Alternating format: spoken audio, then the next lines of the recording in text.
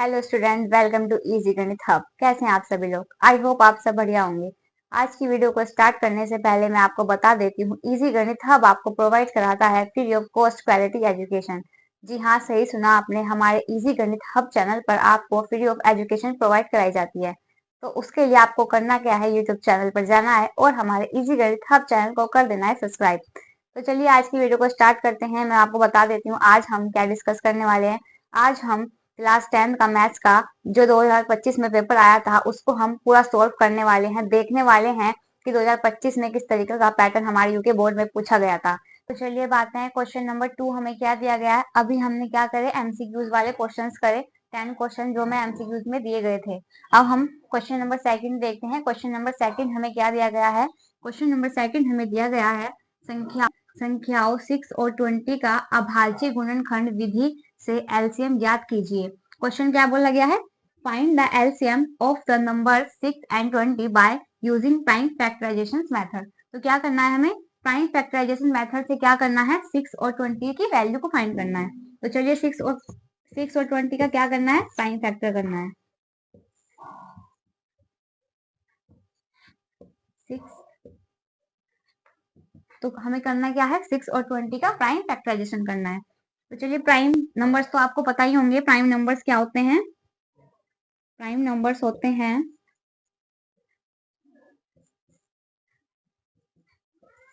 2, 3, 5, 7, 11 and etcetera. ये सब क्या होते हैं, ये होते हैं प्राइम नंबर्स। तो हमें करना क्या है, हमारे से बोला गया है प्राइम फैक्टराइजेशन मेथड से इसको सॉल्व कीजिए 6 और 20 को।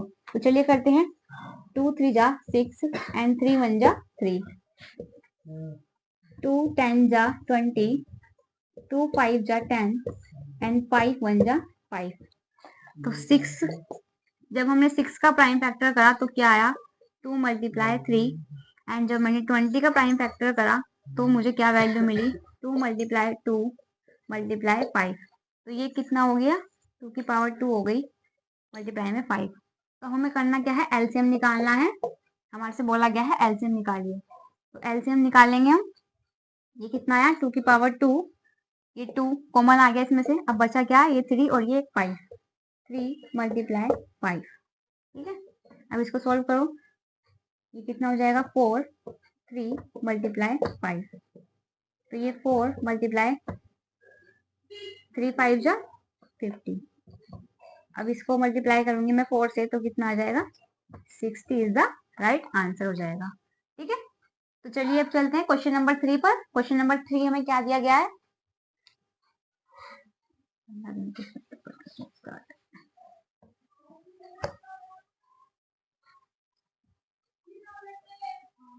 चलिए अब आते हैं क्वेश्चन नंबर 3 पर। क्वेश्चन नंबर 3 हमें क्या दिया गया है। क्वेश्चन नंबर 3 हमें दिया गया है, यदि द्विघात समीकरण ax² प्लस के bx plus c is equal to 0 के लिए b² माइनस के 4ac जो है ग्रेटर है 0 से, तो मूलों की प्रकृति क्या होगी।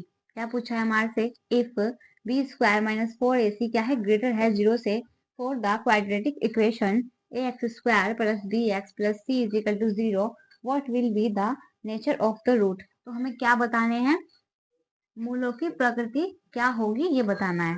ठीक है, तो हमें रूट बताने हैं, नेचर ऑफ द रूट बताने हैं कि इसके क्या आएंगे। तो क्या दे रखा है हमें, b² माइनस 4ac जो क्या है, ग्रेटर है 0 से। तो इसका आंसर क्या होगा, इसका आंसर होगा जो मूल है, मूल क्या होंगे, वास्तविक, मूल वास्तविक और भिन्न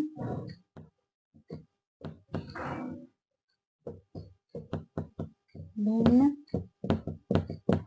होंगे।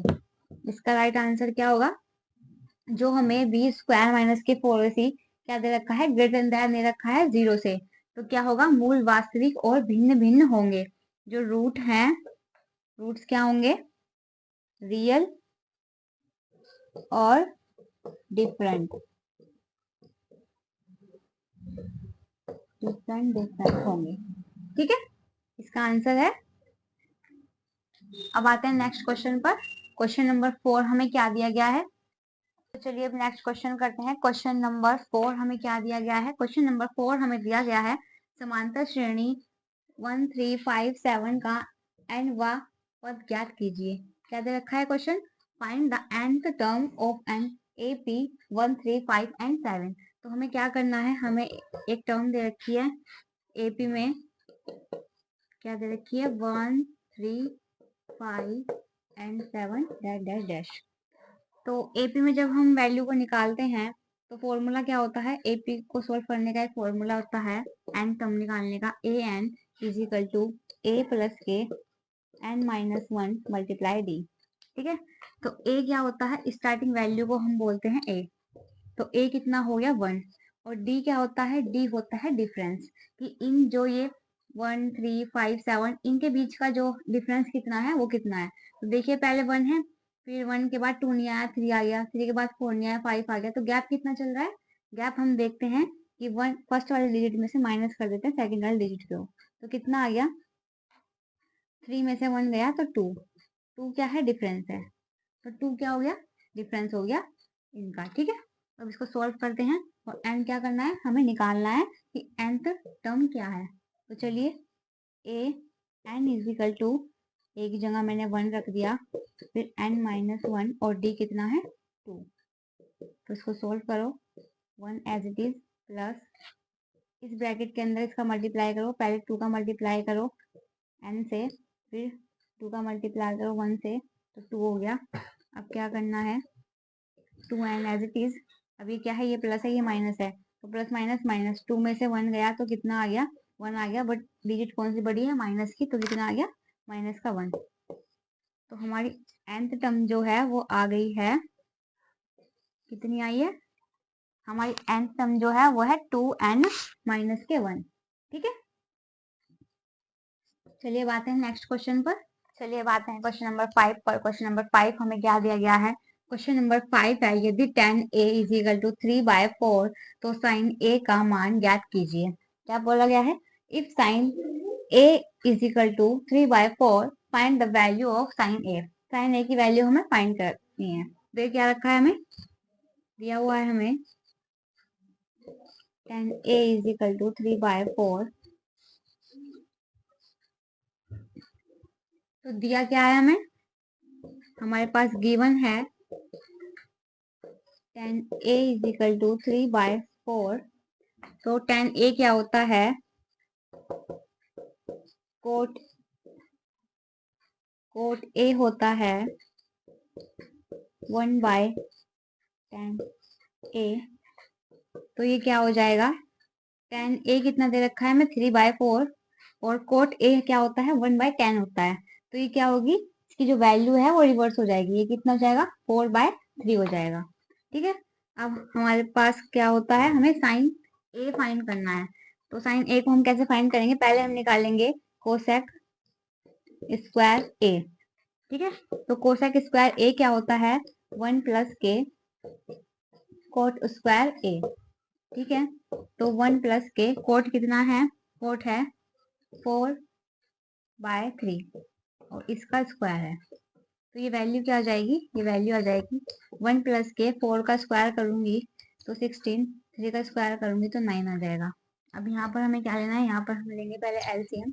9 आ गया, और 9 प्लस के 16, तो क्या आ जाएगा? 25/9। ठीक है, तो अब ये क्या है? ये तो है कोसेक स्क्वायर, हमें चाहिए कोसेक ए। ठीक है, ये कोसेक स्क्वायर ए है, हमें चाहिए कोसेक ए। तो यहाँ पर हमें चाहिए क्या? कोसेक ए चाहिए हमें सिर्फ। तो हम क्या करेंगे? ये स्क्वायर वाला है, हम ये किस किस का स्क्वायर है? 25 किसका स्क्वायर होता है? 5 का, तो हम सिर्फ 5 ले लेंगे। 9 किसका स्क्वायर होता है? 3 का, तो हम 9 ले लेंगे। अब हमारे पास क्या आ गया? कोसेक ए आ गया। फाइंड हमें क्या करना है? साइन ए। तो साइन ए क्या होता है? साइन ए होता है 1 कोसेक ए। ठीक है, साइन ए होता है 1 कोसेक ए, इसलिए हमने कोसेक निकाला। ठीक है, अब इसको सिंपली पुट कर देंगे। अब ये क्या होता है? साइन ए हमारे से पूछा है तो 1 कोसेक ए, तो क्या हो जाएगा? साइन ए साइन ए हो जाएगा 3/5। इसका रिवर्स कर दूंगी वैल्यू का, तो क्या हो जाएगा ये 3/5। ठीक है, तो क्या हो गया, ये फाइंड कर दिया हमने साइन ए, जो हमारे से पूछा था कि find the value of sine A. Clear. अब बढ़ते हैं नेक्स्ट क्वेश्चन पर। तो चलिए अब क्वेश्चन नंबर 6 को हम देखते हैं, हमें क्या दिया गया है। क्वेश्चन नंबर 6 है, बिंदु 5 और 12 की मूल बिंदु से दूरी ज्ञात कीजिए। क्या बोला गया है, find the distance of the point 5 12 from origin. ठीक है, तो हमें क्या बोल रखा है, हमें एक पॉइंट दे रखा है 5 और 12। पॉइंट ए हमें क्या दे रखा है, 5 और 12, और इससे हमें दूरी बतानी है ओरिजिन पॉइंट की। ठीक है, मान लिया मैंने पॉइंट ओ 0 0। ठीक है, अब ये क्या है, ये x1 है और ये y1 है। ये क्या है, x2 है और ये y2 है। इसका फॉर्मूला क्या होता है, इसका फॉर्मूला होता है AO is equal to under root x1 minus x2 का square plus y1 minus y2 का स्क्वायर। ठीक है, इसको सोल्व करते हैं। x1 कितना है, x1 हमें दे रखा है 5 माइनस x2 कितना है 0, इसका स्क्वायर प्लस y1 कितना है 12 माइनस 0 का स्क्वायर। ये किस में है वैल्यू, अंडर रूट में। ठीक है, अब इसको सोल्व करो। ये 5 में से 0 गया तो 5 ही बचा।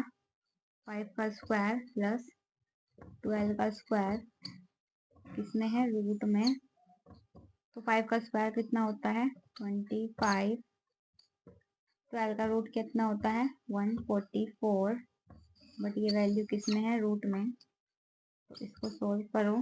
ये 144 और 25 कितना हो जाएगा 961। तो कितना हो गया 169 रूट में। तो 169 जो है वो किसका रूट होता है, वो रूट होता है 13 का। ठीक है, तो जो हमारे से क्वेश्चन किया गया था हमने उसको सोल्व कर लिया है। आई होप आपको समझ आया होगा। चलिए बढ़ते हैं नेक्स्ट क्वेश्चन पर। तो चलिए अब देखते हैं क्वेश्चन नंबर 7 हमें क्या दिया गया है। क्वेश्चन नंबर 7 हमें दिया है, त्रिज्या 14 सेंटीमीटर वाले वृत्त का एक चाप केंद्र पर 90 डिग्री का कोण आंतरित करता है, चाप की लंबाई ज्ञात कीजिए। तो हमारे से बोला क्या गया है, in a circle of radius जो है हमें दे रखी है 14 सेंटीमीटर, एंड आर्क सबसेंड and angle 90 degree at the centre, find the length of the arc. तो हमारे से आर्क की क्या पूछिए, लेंथ पूछिए कि आर्क की लेंथ को फाइंड कीजिए। तो चलिए सॉल्व करते हैं। पहले हमें क्या दे रखा है, हमें रेडियस दे रखी है त्रिज्या। त्रिज्या हमें दे रखी है r is equal to 14 centimetre, और हमें क्या दे रखा है, एंगल दे रखा है मतलब थीटा। थीटा हमें कितना दे रखा है 19 डिग्री। ठीक है, तो चलिए इसको सोल्व करते हैं। हमें फाइंड क्या करना है, लेंथ ऑफ आर्क।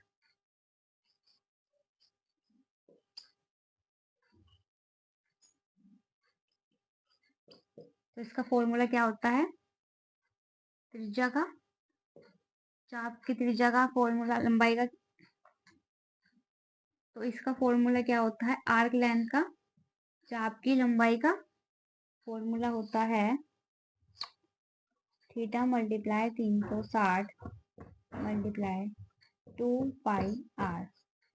ठीक है, तो थीटा हमारे पास कितना है 19 360 मल्टीप्लाई 2 पाई की वैल्यू कितनी होती है 20/7 मल्टीप्लाई आर कितना दे रखा है, आर हमें दे रखा है 14। उसको सोल्व कर दो। 0 से 0 कट गया, 9 से 360 कट गया 4 बार। अब इससे 7 1 7 7 2 जा 14। अब क्या हुआ, इस 2 से ये 4 कट गया, 2 2 जा 4, इस 2 से ये 2 डिवाइड हो गया। सिंपली हमारे पास बचा कितना, हमारे पास लेंथ आ गई, कितनी आ गई लेंथ, 22। ठीक है, हमारे से क्या पूछी थी, लेंथ पूछी थी, तो 22 इसका आंसर आ गया। ठीक है, सिंपली हमारे से जो हमें बोला था, पहले हमें क्या दे दी, इसने रेडियस दे दी, तो हमने रेडियस लिख ली। उसके बाद हमें जो था एंगल गिवन था, हमने एंगल लिख लिया। उसके बाद हमारे से पूछा था चाप की लंबाई बताइए, क्या पूछा था, find the length of arc. तो आर्क लेंथ निकालने का फॉर्मूला क्या होता है, theta upon 360 multiply 2 pi R. Simply फिर हमने क्या करा, इस फॉर्मूले में वैल्यू को सिंपली पुट कर दिया। आई होप आपको ये क्वेश्चन क्लियर होगा। चलिए बढ़ते हैं नेक्स्ट क्वेश्चन पर।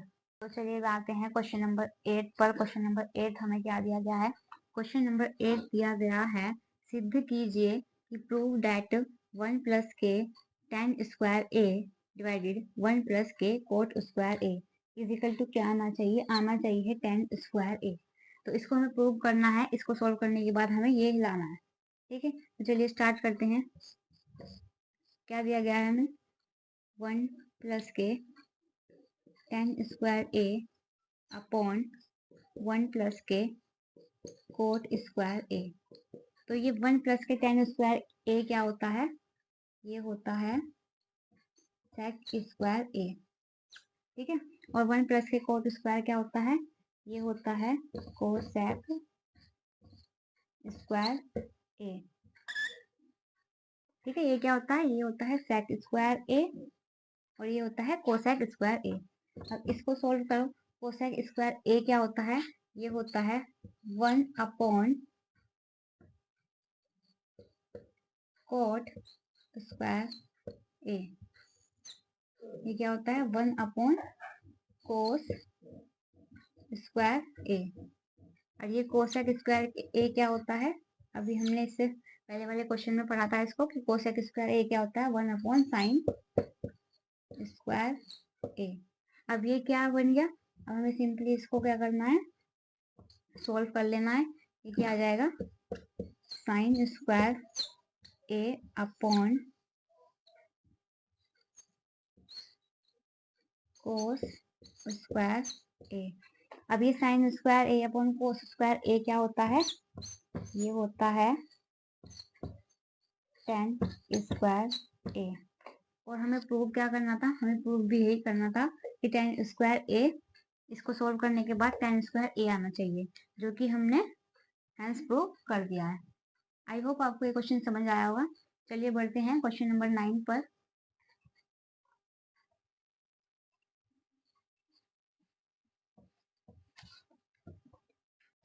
चलिए देखते हैं क्वेश्चन नंबर 9 हमें क्या दिया गया है। क्वेश्चन नंबर 9 हमारे से बोला गया है, एक छात्र की परीक्षा में सफल होने की प्रायिकता 4/5 है, तो उसके असफल होने की प्रायिकता ज्ञात कीजिए। Probability of getting success of a student in the examination is 4/5। Find the probability of the obvious fail. क्या हमें दे रखा है, हमें पास होने की प्रोबेबिलिटी दी गई है, हमें फेल होने की प्रोबेबिलिटी को फाइंड करना है। तो क्या करेंगे, हमें जो दे रखा है पहले हम उसको लिख लेते हैं, P A is equal to 4/5। ठीक है, ये पास होने की प्रोबेबिलिटी है। अब हमें क्या करना है, हमें फेल होने की निकालनी है। तो पी ए डैश क्या करेंगे, हम 1 में से माइनस कर देंगे पास होने की प्रोबेबिलिटी को। तो ये कितना आ जाएगा, यहाँ पर एलसीएम आ गया 5, क्रॉस मल्टीप्लाई करो 5 माइनस 4, तो आंसर कितना आ जाएगा, आंसर आ जाएगा 1/5। ठीक है, तो आंसर हमारा क्या आ गया, आंसर हमारा आ गया 1/5। ठीक है, तो कितनी आई है पास होने की प्रोबेबिलिटी, पास होने की प्रोबेबिलिटी जो आई है वो आई है 1/5 इज द राइट आंसर। ठीक है, ऑल क्लियर। चलते हैं नेक्स्ट क्वेश्चन पर। नेक्स्ट क्वेश्चन हमें क्या दिया गया है, तो चलिए देखते हैं क्वेश्चन नंबर 10 हमें क्या दिया गया है। क्वेश्चन नंबर 10 हमारे से पूछा गया है, गिवन द एचसीएफ जो कि हमें दिया गया है इतना is equal to 9, find LCM. तो हमें एचसीएफ जो है वो गिवन है और हमें फाइंड करना है एलसीएम। तो चलिए वैल्यू फाइंड करते हैं। संख्याओं का जो गुणनफल होता है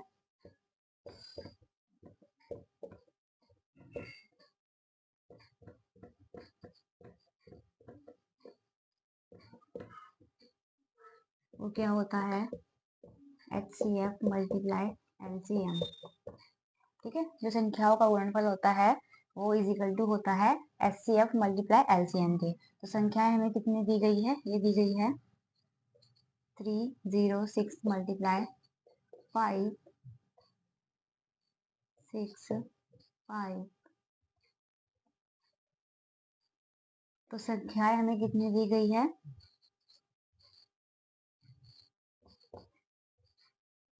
657 is equal to 9 multiply LCM के। ठीक है, तो हम क्या करेंगे,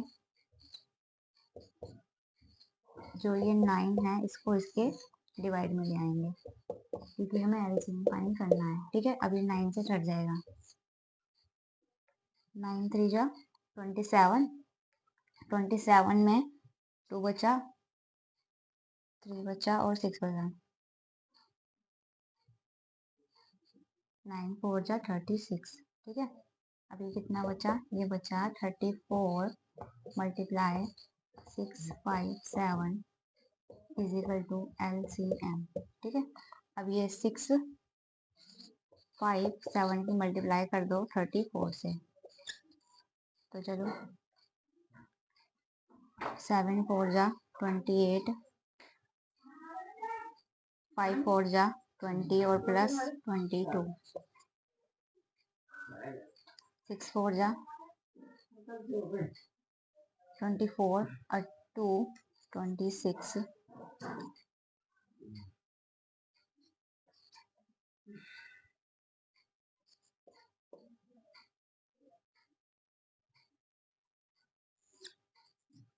is 3 3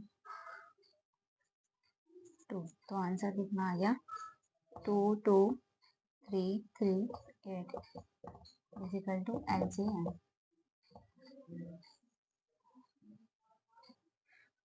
तो हमने सिंपली किया क्या है, हमें HCF गिवन था, हमें LCM निकालना था। तो हमें पता है संख्याओं का गुणनफल है जो कि HCF मल्टीप्लाई होता है LCM के। तो जो हमें डिजिट गिवन थी हमने उसको सिंपली फॉर्मूले पुट कर दिया और LCM की वैल्यू को फाइंड कर लिया।